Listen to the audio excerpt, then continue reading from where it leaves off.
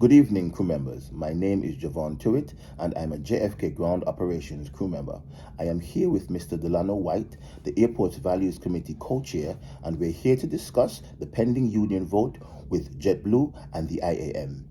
This is the Blue Network News. It is 8 p.m. Good evening, Delanno. How you doing?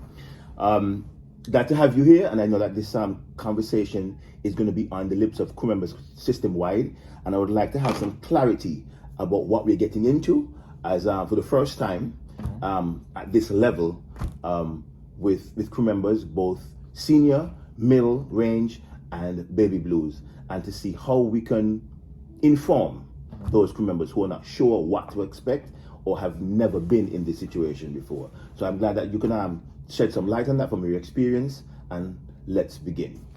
JetBlue, the IAM, and you. The gathering storm of possible unionization that faces the JetBlue Ground Operations frontline crew members has conjured up feelings of possible third-party intervention that have festered for years. The question of whether we should maintain our direct relationship or should we cast our lot with the IAM union to represent us before corporate leadership has now come to a vote. The purpose of this interview is to weigh the pros and cons of both relationships that would be in the best interest of crew members and the JetBlue Airways Corporation. What I would like to find out, and I'm sure crew members would love to find out, Delanno, why are we in this situation currently? So I think that we're in the situations due to a couple of reasons. One, I must say, through COVID, it was a lot of structural changes to the ground operations. We did away with premiums. One being, and the biggest topic, as we all know, is going to be the lead. The lead provided structure to the ramp here at JFK and in all other blue cities. However, we did have some dysfunction with pay. So the changes was agreed upon between ourselves and leadership to get everybody whole, which will be to the $32 mark, which is set to take effect next April. And then we go back to ACAT next June, where we will now further discuss premium pay positions and different things like that. But that's just one of the things, along with the onslaught of flights and, getting crew members, hiring crew members again. So we hired over 300 plus GO crew members just here at JFK this year. A lot of those crew members aren't educated on what a union is. It's a very young workforce. Our workforce stems from what we hired from 18 to 24 is what's straight out of high school. I was straight out of high school. When I first started here 14 years ago, I was 18 years old. Yes. So, it's about, the educational piece. I think IAM, came up to them, made promises that, they can't necessarily fulfill because everything is up to negotiation. Mm-hmm. So I'm not going to say they can't or they can, because everything is to be negotiated, right. And what they're just telling the crew members is the good. They're not telling the crew members the bad, what can happen, from outsource to furlough to different things that, we've seen around the industry that other airlines that are unionized do, including the, Spirit, when they outsource multiple stations, or, American Airlines, or when they furloughed through the pandemic. So I just think it's a couple of things that got us to here, but primarily the union capitalized on having such a young workforce. Mm-hmm. I think we did a poor job of, educating, but, the main thing was just to try to get our fellow crew members help. We're running very short. We're barely a 5% play in the game, and we have to fly these aircraft. So our main focus was just getting help outside. As we had 3-man crews, so staff in Stanford, we tried to ramp up. And as we were ramping up, the IM was at the air train in different places to tell crew and was hey, sign this card, I'll get you more money. When that's necessarily not the case, as a contract probably won't be negotiated for the next 3 to 4 years. So it's plenty of things though, but those are the main drivers. Okay, they were at the air train, they were in the at Lefferts and so forth, right? And they used a lot of interesting advertisement techniques to get the attention of our crew members. And miniskirts and hot pants were some of those things. But it's an interesting game that is being played. Mm-hmm. And what we want to do again here is to shed light on those who are looking for clarity. Yeah. The National mediation board has informed us that the ballots are going in the mail on the 21st of December. So they should be arriving at crew members' houses and their mailboxes right now. So if those crew members who are interested in voting are looking for some kind of clarity, we intend to give them that. So give us an idea of what life under a possible IAM representation would look like if, and I say if with as much salt as I possibly can, if this vote is successful. Well, to be honest, the JetBlue as today won't be the JetBlue of tomorrow, right? That's first and foremost.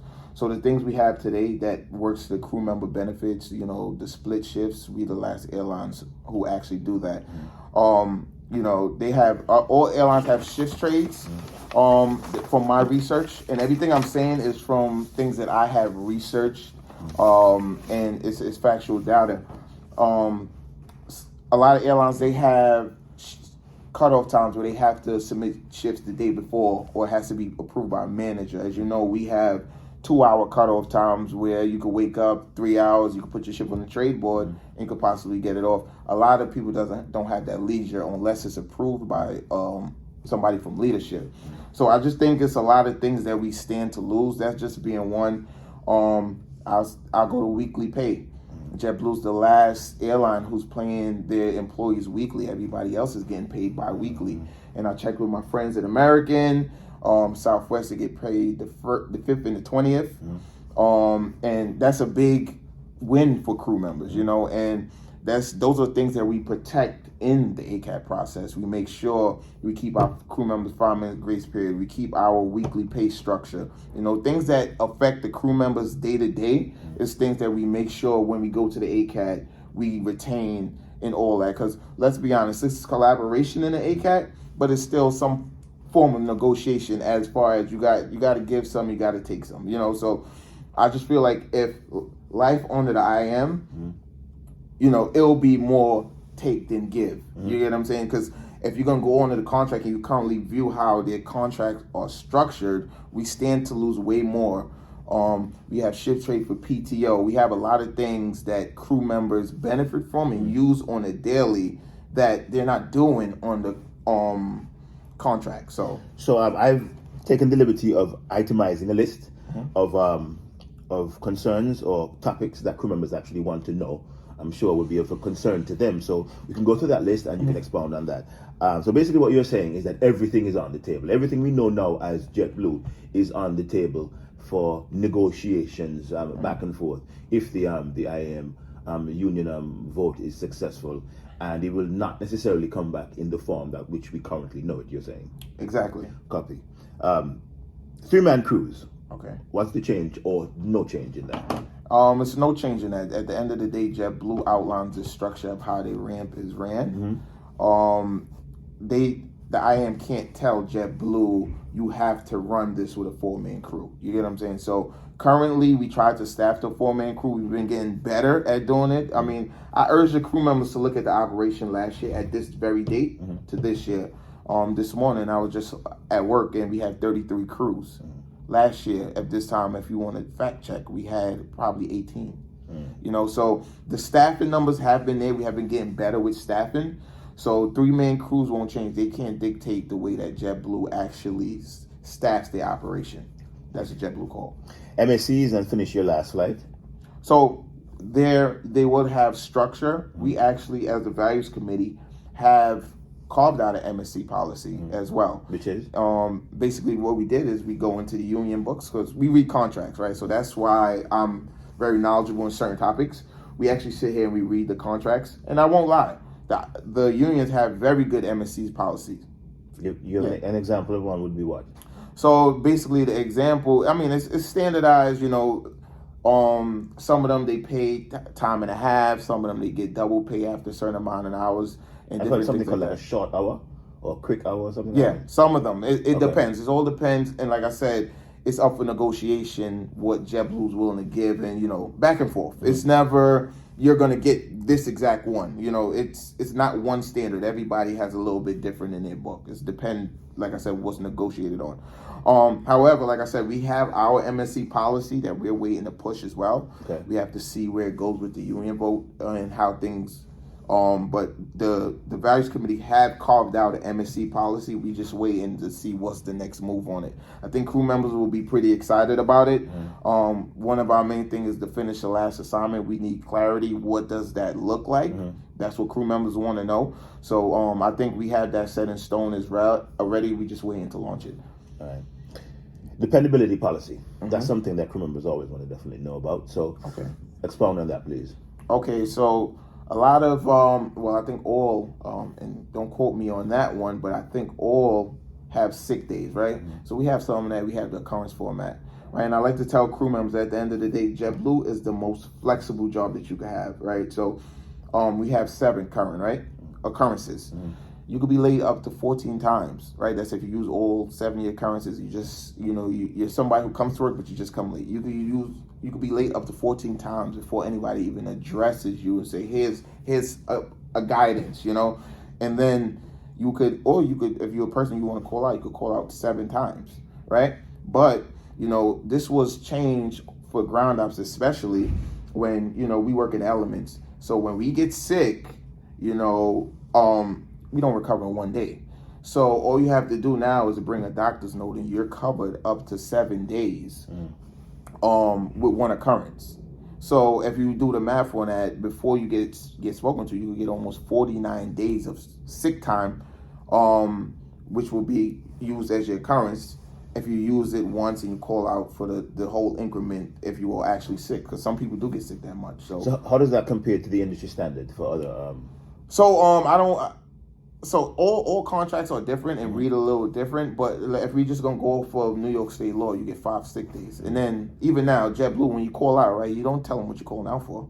We just call out to call out. We don't have guidelines, right? So say you call out sick and you get caught at the Jumbotron and you're at a game or something like that, that could be used against you in a different kind of environment due to the simple fact that you use a sick day and you're out, doing different things and you're not actually sick. So I think we have the best policy as far as when we call out, we don't have to report what it is. You just call in or call out. And I think, that's what makes the job flexible to crew members because, you don't have it. Everything is in one bank. And it's as easy as speak to the VC. If we get the 75% would rather the sick days, that's something that we could push for, free of charge. So it all depends what the crew members want to do. I like the policy we have now, but we got a voice of our own that's free. So we could get the job done if they want the sick bank or if they want to keep their current. I personally, and this is just personally, I like the current structure, but some people differ. Maybe we should get to see what's what and what the majority wants. Okay. What about AO to GO and GO to AO cross trainability? Okay, so if you currently as it stands, you could go AO or GO as you want. You carry a seniority. The change would be if IAM comes in, would be what? If IAM comes in, you no longer have that ability. You will now have to start from the bottom in AO. In terms of what? Seniority? In terms of seniority and pay. Both? Both, yeah. Wow. So it's that's up to JetBlue's discretion, but I think if we actually get a union, you have to protect your non-unionized workers. You're not going to let people free flow, back and forth. So cross-training will no longer be available. So some people, even now, some GO crew members don't like to be in the element and work extra hours.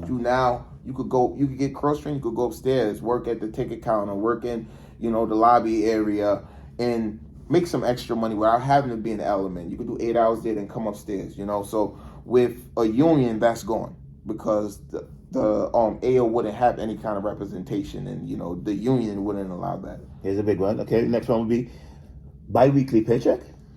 Bi-weekly paycheck. That's the biggest one for me as well. So we did our research. I have friends in America and I have friends at Southwest. Like I just said earlier, Southwest get paid the 5th and the 20th. And everybody's on a bi-weekly pay. Right. JetBlue, however, and this is something that comes up in ACAT all the time. And this is what is ACAT for those who don't know? So ACAT is a team that's put together of crew members from all over the network LA, we get some from the Florida cities, we get some from all over east side, Texas, wherever wherever's a JetBlue station, we bring us all together, we sit down. That way it just isn't focus city. It's a collective crew members who sit down, we get the contracts of other airlines, we compare and contrast, we see where we stand. We the main goal is to pay competitive, right? Uh-huh. So keeping something like bi-weekly pay, having bi-weekly pay versus getting paid weekly, a lot of crew members would rather get paid 4 times a month than 2. Sometimes we get paid 5 times in a month, depending how the dates fall. So I think that's a big win for us every time we come out of ACAT and we maintain it, because Southwest, even Delta, who's not unionized, but I don't know, I guess they don't have the same structure where they actually have a crew member embodied voice to speak for them, but Southwest, Delta, American Airlines, Alaska, they all get paid bi-weekly. All IM contracts is bi-weekly. So we're one of the last standing actual airline ground crews who actually get paid by weekly still.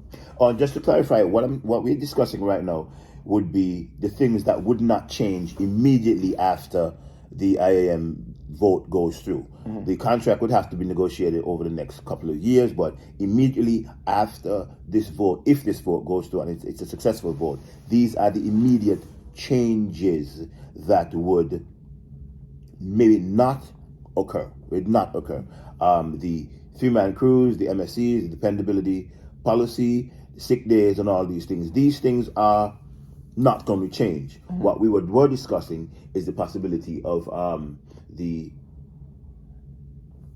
changes that would come after a contract. Okay. Was so I'll continue. The sick days. Right.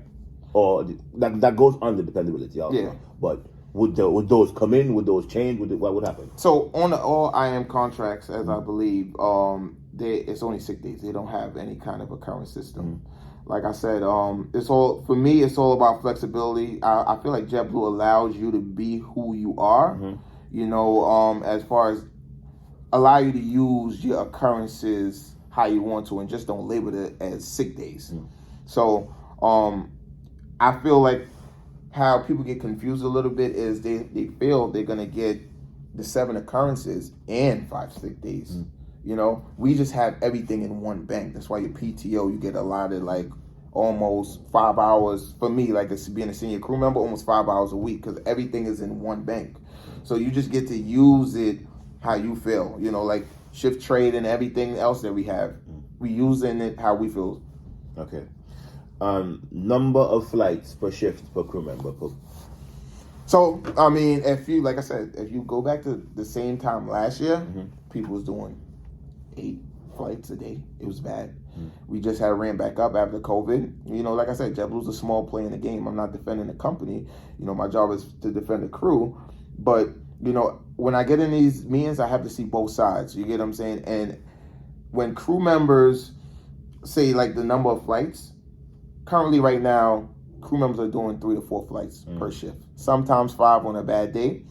I think, it was high number of flights because we didn't have the staffing. And JetBlue don't believe in just sitting here and outsourcing jobs. No. So we had to struggle a little bit, and that's when it takes me back to the TWA, where we actually had to host hiring events, where the VC pushed for our crew members to have these hiring events so we could try to onboard faster instead of going a route and bringing in the business partners to bring it to a station like JFK. Now, we did get some business partner help. We had them dumping bags. We had them in certain areas. But as far as like the main geo functions, we maintained that. And we're able to, definitely make sure we secure those jobs for our crew. So now that we're back to staffing, where people's complaining here at Kennedy about the carousel dumpers, right? We're back to numbers. Okay, now the carousel dumpers, we made agreement with the company. When I say we, I mean the values committee. We made an agreement with the company that they have until a year's length to have the business partners to help us, and those emails went out, and, a lot of people don't check their emails, but it was sent out in an email. This is agreement between the VC and leaders that we are going to have business partners come in temporarily until we could hire and train and get people through the SIDA process. So basically, all the promises that the IAM made, and their talking points to crew members will not take place immediately, but they will take place after the contract is basically ratified over the next couple of years. You're saying? No. So, like I said, when because sometimes I go out there and I hear them talking, but the IAM cannot sit here, and I repeat, the IAM cannot sit here and guarantee crew members anything. Okay. Right? Everything is up for negotiation. And I'm not saying that they won't get some of the stuff that they're saying that they can get, but everything has to go through negotiation. But we stand to lose. Like I told you, I can name off just real off 5 things: day trade, shift trade for PTO, weekly pay, grace period, cross training. You know, it's the list goes on. I don't have it on, but the list goes on as far as what we stand to lose that's eligible for change because they already don't have it in their contract. This is something that we have, that we built in the structure that we currently have, the most flexible schedule. You know, there's some people who come here for 2 weeks out the bid. Right. You know, and this was what keeps JetBlue flexible. So bringing the IM in removes that flexibility. So flexibility is a function of roster apps. And give us an example of how roster apps is currently and the potential for how it would be under an IAM contract. So from what, and this is from, I have friends who's under IAM in JFK. They have to do their shift trades the day before, or they have to get it, if they're doing it under, I think, past 4 p.m., they have to get it approved by a supervisor or manager. So as we stand currently, there is no login, click, claim, and it goes through. Yes, it is. But they have to do it the day before. You see how we could do it up to 2 hours? Yeah. They don't get that flexibility. And the supervisor has to be approved. The supervisor has to approve it on a certain amount of time. And you can only shift trade that you have a limited number of times you can shift trade for the year. Yeah. Wow, that's definitely a change. Designated break. So, all right, so designated break. So crew members now, right? I tell people, you know, I mean, I get it. Some days are harder than some. That's just the life of a ground ops employee. Fair enough. You know, some days it's like, you know, it's like, am I the only one working? And then there's the next days where it's like, do they even know I'm here? So currently, one thing I will guarantee you is the break, right? So if they say 3 to 3:30, whatever your break time is, that's your break time. Right? If that plane's at the top of the T line, you don't have to touch that plane. That's what they will guarantee you. However, after that break is up, wherever you're needed to be, you need to be. Okay. Period.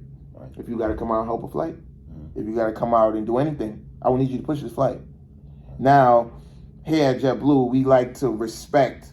You know we don't have a structured break time, so 9 out of 10 we'll have a supervisor go out and push the flight before the crew member actually goes out and have to push that flight. That's just how the ramp works now here currently.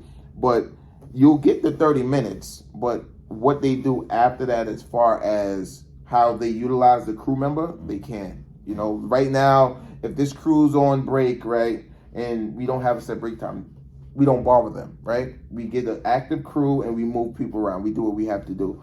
But then, now, once you on break, you could go do transfers. They could pull you to do whatever functions they need. Okay. Yeah. Speaking to crew members from all age, work group and age groups, you hear a common theme regarding job security and having a union and having my shop steward speak on my behalf when I have to speak in the office with leadership. Tell me about that and tell me about discretion and where that goes. So, all right. So, one, we have like now, and I know a lot of crew members don't know, and I'm learning that as we do more and more pocket sessions. We have an appeals process, right? We have an appeals process for our crew members. If you get PG, if you feel it was unjust, we have over a 85% overturn rate here at JFK, especially. And system-wide, I think we have over 75% on our overturn rate. You know, we like to hold our crew members to the standard, so we review the cases. You get what I'm saying? And we say as a committee, hey, okay, listen, guys, we believe that this deemed to be a letter conversation and not a PG. You know, we are basically making sure that leaders are staying consistent with, you know, you can't give this person a LOC for it, but then give this person a PG, you know? So we have all our files. This is the Values Committee appeals members having a conversation with leadership regarding a crew member who filed an appeal. Yeah, right. So it starts out, we speak to the GM, right?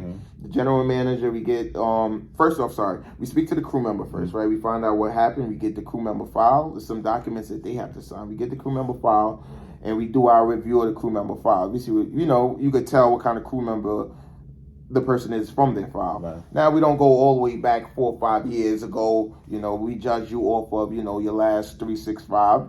And also, that it don't end up judging you there. We actually go now and we read what happened, the incident. We get on a call with you, the crew member, and we review what happened. You explain your side of the story. We go to crew relations. We get their side because they have their statements, everything. Now, we go back and we deliberate as a team. Hey, guys, what do you guys feel about this case? Okay. Now, this case needs to be, he doesn't deserve a PG. We need to fight it. We need to move it to a LOC. We need to get rid of it completely. Okay.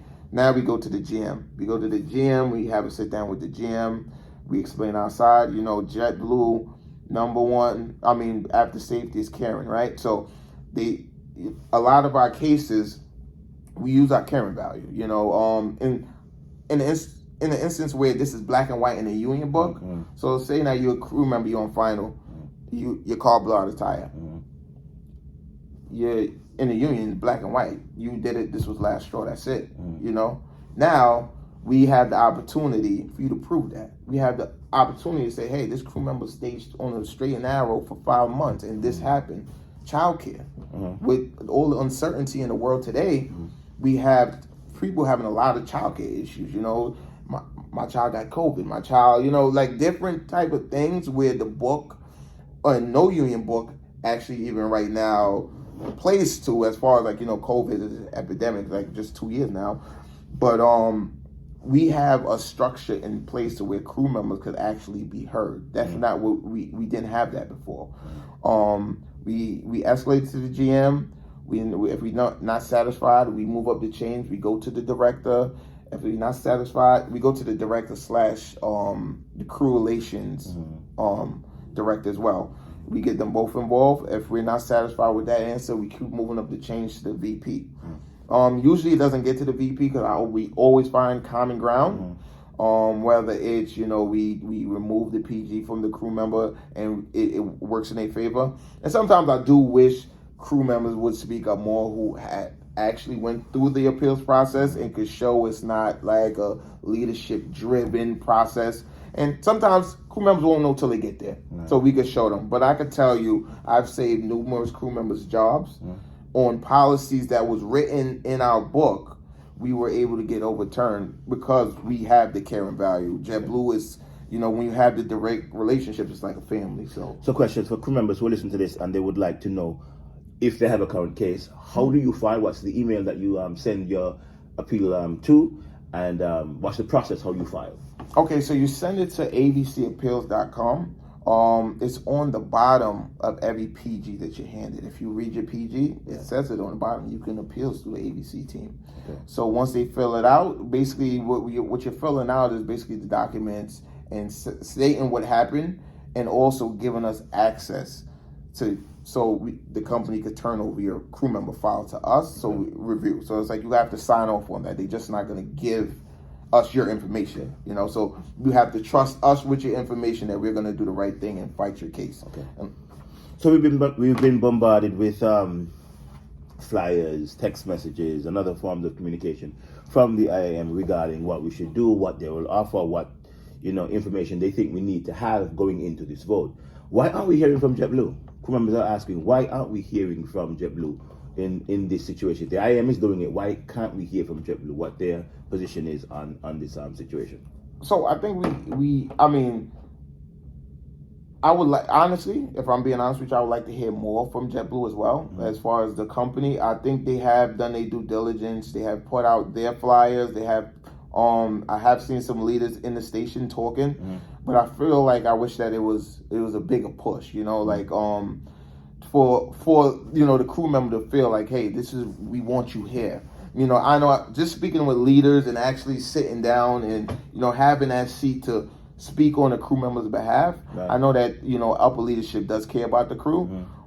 We've made moves this year, like I told you, with our incentive programs, the double pays that we've been putting in, and just different occurrences, give back, just to try to make sure everybody is coming to work. Because you call out, it's a short crew, right? Everybody, all airlines are short. All airlines are actually paying people to hire.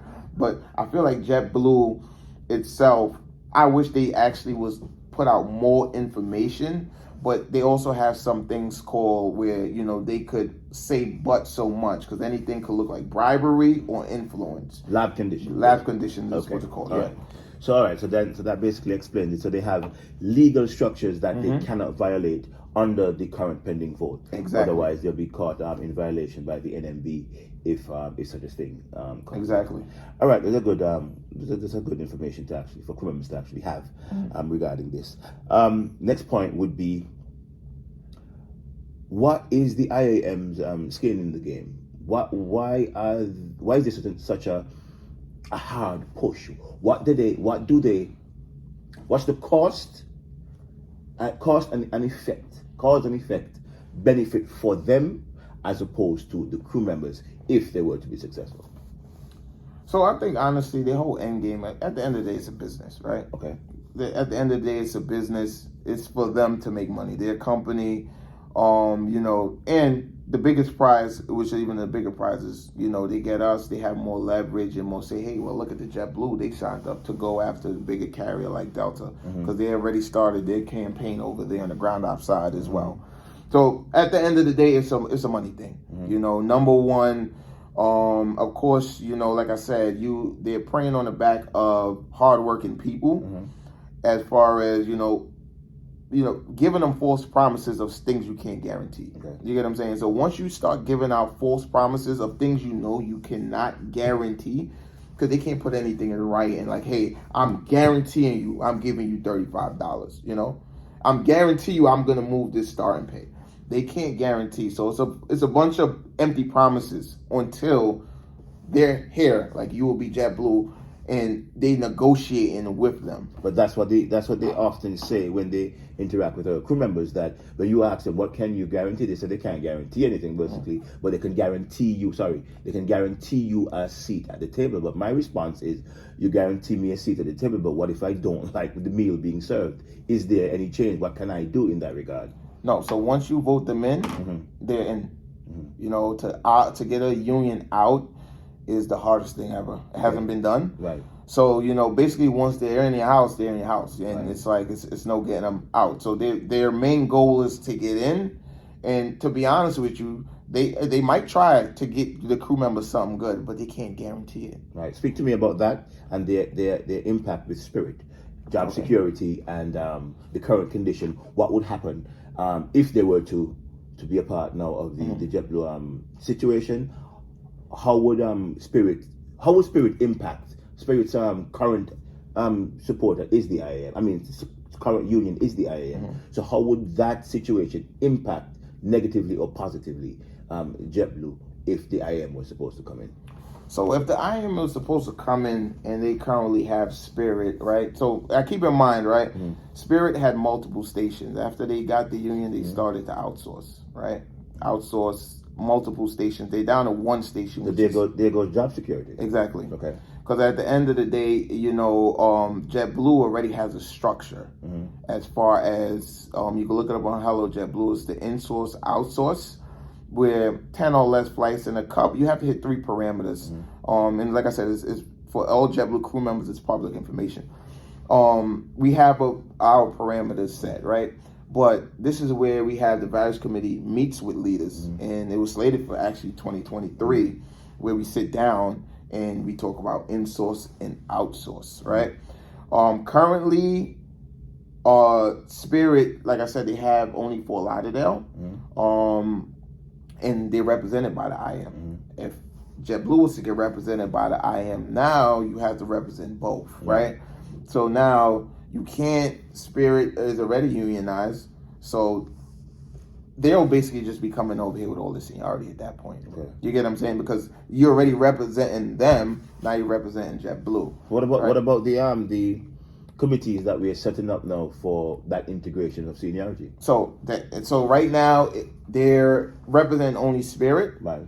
and if we're setting up our committees so that we could go in there and talk about seniority. We could go in there and talk about, do they get full seniority when they enter JetBlue? Because right now we aren't unionized. Right. So we have that leverage, and JetBlue, under the crew member commitment, has agreed to pay for our lawyers, in any merger or acquisition. And in this instant, we're acquiring Spirit.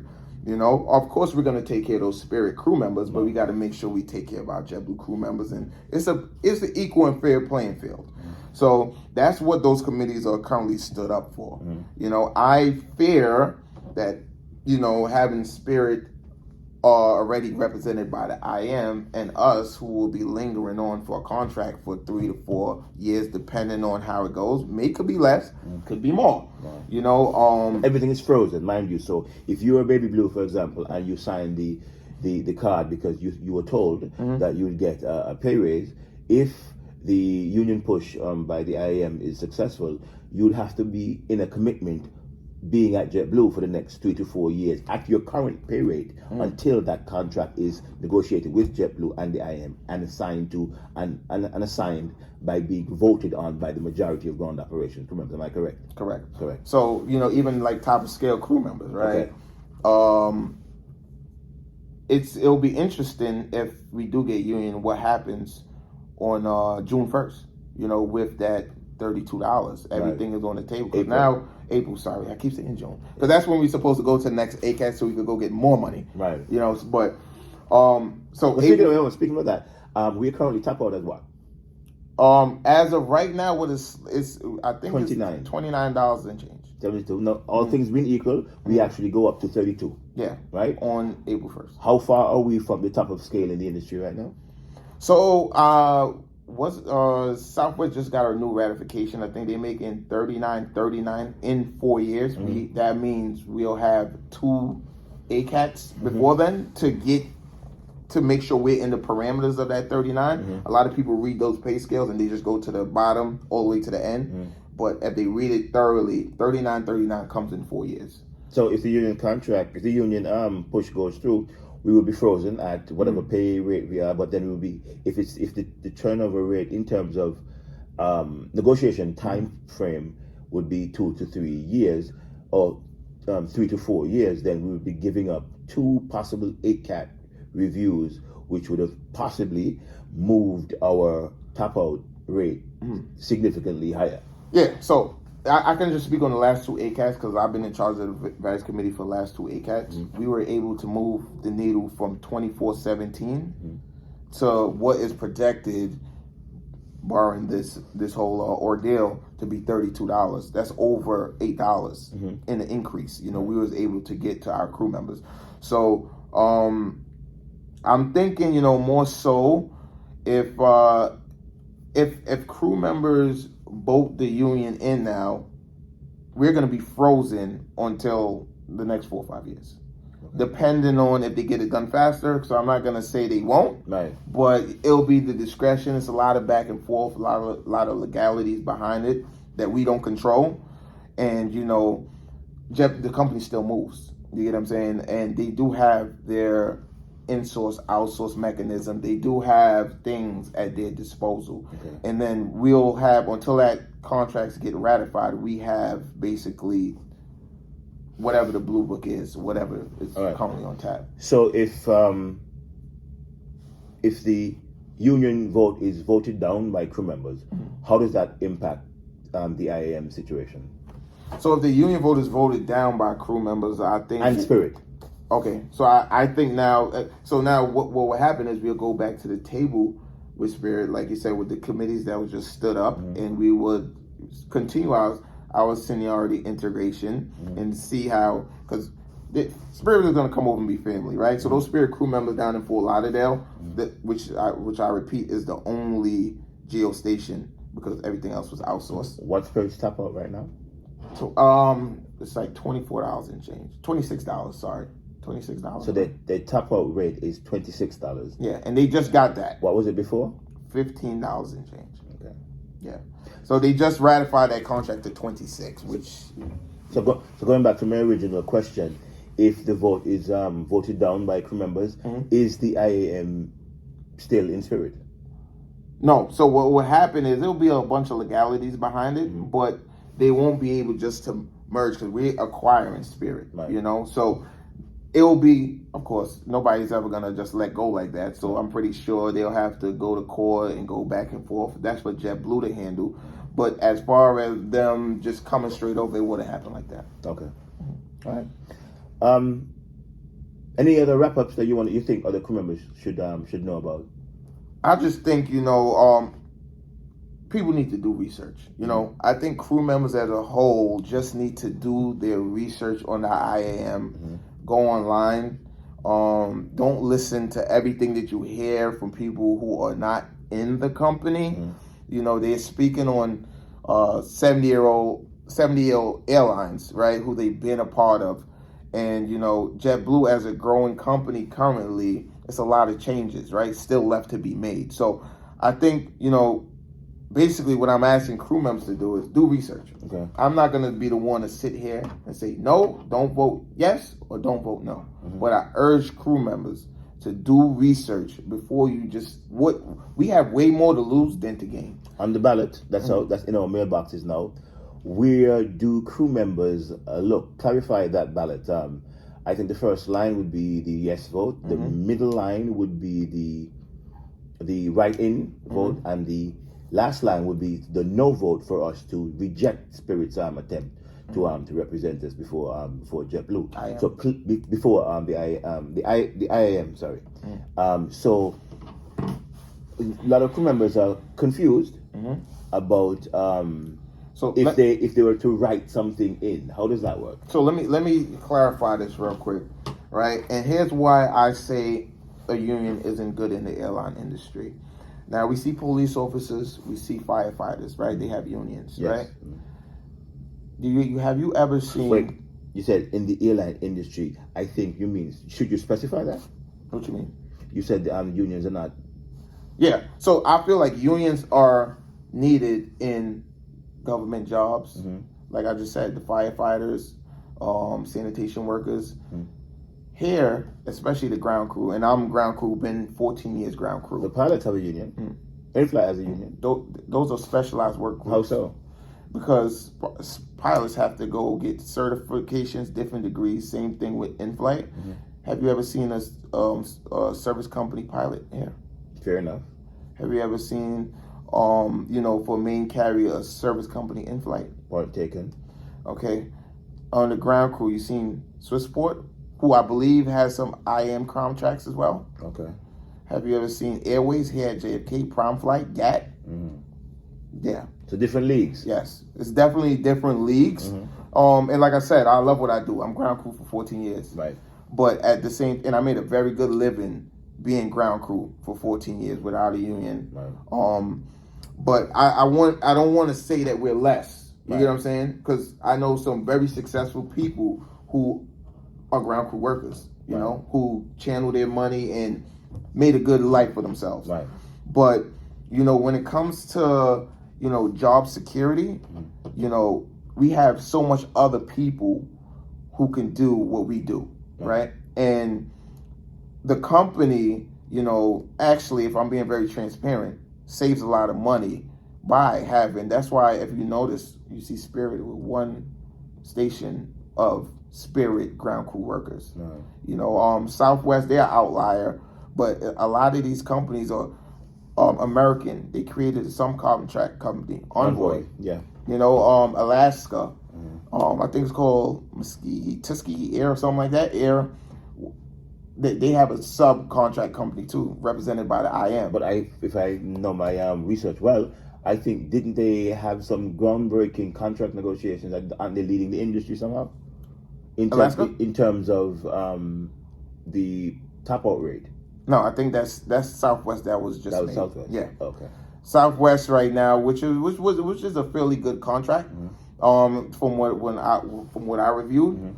But people got to also understand Southwest and where JetBlue's at. You know, I know people don't like to hear, and I feel like we work harder because we have a lot of manual load planes. Southwest fly planes back and forth like taxis. Okay. So I definitely get the ground crew when we say we work just as hard as Southwest, and I believe we do get to pay. Like as of right now, Southwest was getting $35 an hour. We were slated to get 32. It helps us out in the ACAT that now we could show the new contract is ratified to show 39 in 4 years. So if we go into ACAT next year, I have tons of leverage to move this, especially knowing that we're in the middle of acquiring Spirit, who's going to be below us to make us now the lowest paying airline. So I think we have a lot of leverage. And like I said, I mean, for the last 2 ACATs, I haven't disappointed. At least I feel I haven't disappointed, especially top of scale. When you move top of scale, everything else will follow, has to. That's just how the world goes. So to move the last 2 from $24.17 to $32, that's big for our crew at no cost. No union dues. We got an appeals process. No union dues. No union. We're not asking back for no money. We got Orby, right? Where we could you could earn back half a point if you stay clean for 90 days. I mean, well, 1 quarter, as is written in the Blue Book. So it's a lot of things that we have done as the Values Committee. I think our shortcomings is communication. How so? Because when crew members, it's very hard to get information to the GO crew.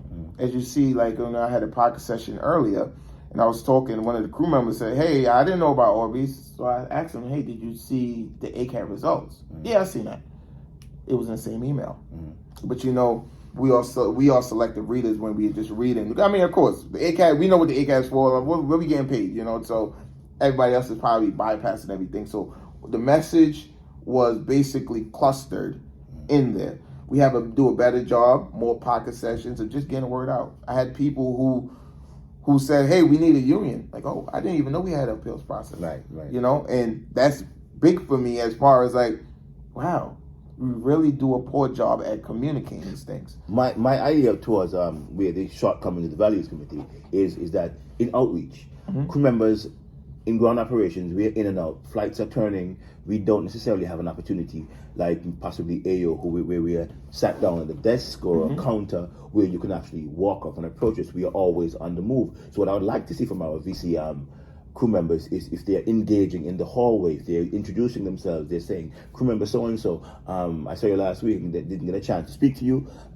What's going on? Do you have an issue operationally, you know, home life, you know, anything you'd like me to know to see if I can address," right? That interaction is the currency that crew members really value. So it also takes an opportunity to introduce our new VC committee members, because a lot of people, it's a flexible organization. You have VC crew members coming in and out, so the faces change. So if the faces change, the crew members need to be need to be aware of these face changes. And how you do that is to be more engaging in the daily operation by introducing yourself, having more pocket sessions, as you say, and going to the break rooms and just having generic organic conversations, so they know who you are, they know where to go for help. Baby blues, you cannot, when they come in and being on OJT and so on, they're bombarded with onslaught of information.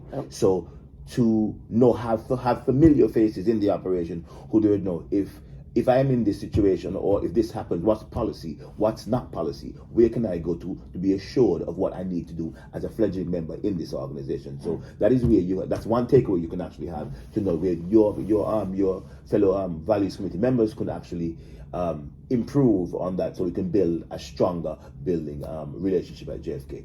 With that being said, it is Christmas, the Christmas season, and I would like to not keep our crew members any longer, but are there any final closing remarks that you'd like to give crew members as they go into this Christmas holiday weekend and submit their ballots to vote? So, I mean, for final thoughts, I would like to say, we need to definitely make sure we're doing our research, right? Make sure that, you know, the pros and cons to having a union, especially in a company growing like JetBlue. I think we did a great job of protecting jobs through the pandemic. You know, the no furlough policy, we got recall rights. They stood firm on that. The JetBlue has protected their crew members through this whole ordeal. Haven't taken away shift trades through the pandemic. People were still able to make their money. I think, you know, like you said, I don't take no offense to it. It's shortcomings as far as, you know, getting that information out there. You know, that's my team. We haven't done a great job of, you know, things that are approved and that we did get changed, actually standing on it and actually promoting it. The appeals process has been out for 3 years.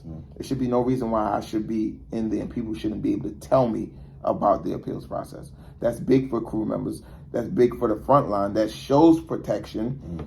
Crew members probably got PG'd, and that was because of the lack of communication. So, I mean, I think, you know, the company has shown progress, and I like people to look at it. If we look at it from last year on this date to where we are today on this date in terms of staffing, right? In terms of caring, we done, you know, we now have budgets to throw things for crew members to show that they appreciate it. Bowling nights, you know, we just had an amazing party, the gala for the crew. Just different things. We thinking boat rides next year. I think, you know, it's heading in a better direction than where we was a year ago. That's what I want people to compare it to while they're making a ballots, while they're making a vote, because they have to give time. Now we have a bunch of new crew members who have to learn the operation. Like I said in there, they have to learn. Everybody was there. I was there. I was the new guy who didn't know nothing. Now we have 300 people out there who's new, who's not, you know, as fast as loading. You know, and just how we gave the company had the year and they gave us the staffing. Like I told you, I never seen 33 crews on one shift. We only got 29 gates. We got 33 crews. So the staffing is there. I think the structure is there. We got, you know, I'm promising to get some type of restructure, especially at our focus cities, because that's been a big ask for the crew members, to go head to head with leaders to bring back our lead structure, especially for our focus cities. You know, that's where I feel we need it the most. And, you know, crew members need to be compensated for taking that initiative. You know, I think when the company asks to make everybody whole, so there's no reason why I'm top of scale and I should be making more than another crew member because our numbers was off, to bring us to $32 and make us whole.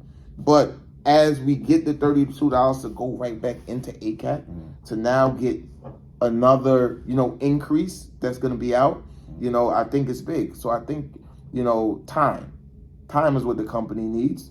I think that us as the values committee, we hear loud and clear as far as communication, because the looks on those crew members' faces when I was telling them about the appeal process, I'm like, you guys really didn't know this?